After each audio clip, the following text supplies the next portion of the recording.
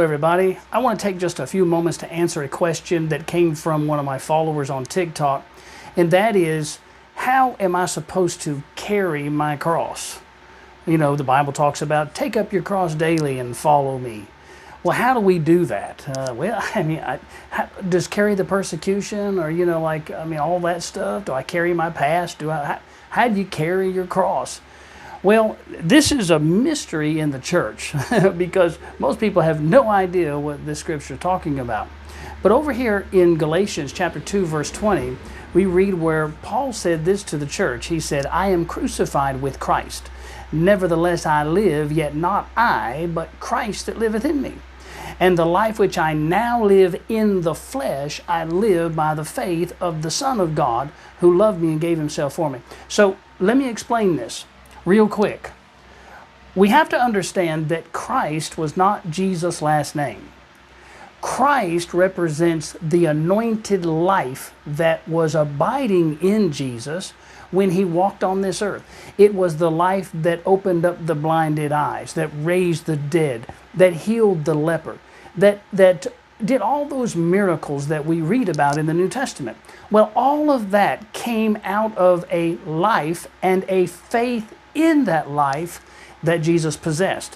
When people had faith, like the woman with the issue of blood in Mark chapter 5, or the centurion in Matthew chapter 8, they said, you speak the word only, it shall be done. And then he commended their faith. The woman said, if I may but touch his clothes, I shall be whole. And then he accredited her healing to her faith. Well, what was her faith connected to? The life that he preached that was in his word that came out of him. So Jesus came to give us life, not to give us a religion. He came to give us life. Now let me explain this. See, we're gonna when we talk about taking up the cross, we're talking about this part right here that represents your inner man.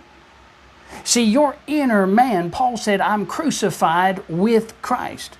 Now, when he said, I am crucified, he's referring to his physical body. He said, I am crucified, nailed to. Or you could say, I walk and abide under the shadow of Christ in me. See, this cross represents the inner man. That's the real you. That's the life of Christ. Well, your outer man has been ruling your life and my life for all our lives. So the outer man's been in control. Well, Paul said he understood this. He said, if I can get my outer man to yield to my inner man, who becomes the life of Christ to the world. See, Jesus operated in the same system. He was the Word made flesh, but in his inner man was the life of God. You see, Christ, he submitted his carnal man, his flesh, to the inner man who was the life of Christ. You see, the only enemy you have and the only conflict in your life is between your inner and outer man. Which one's going to rule? When he says we walk in the Spirit, we don't walk after the flesh. He's not talking about walking in the Spirit by a bunch of laws and rules, going to church and doing all that stuff. He's talking about, no, you're learning to walk by your inner man. You're letting your inner man guide you. Your strength is in the inner man. You're to be strong in the Lord, which is the life of Christ in your inner man. So if you're going to find the Lord, you're going to have to go inside to your inner man. If you're going to find the life of Christ, if you're going to find the purpose for your life, you don't have to go to church to do that. You've got to go no closer or no farther than your inner man. All of the life of God, all that God put in you, all the inspiration, all of the gifts, the talents, everything that you're to become, your purpose is within you. Your potential is within you. Where is it? It's in the life of Christ. So if you carry your cross, what you're saying is I depend upon the life that's in my inner man, and I will cast all my care upon him. Oh, I want to cast all my care upon Jesus. How do you do that?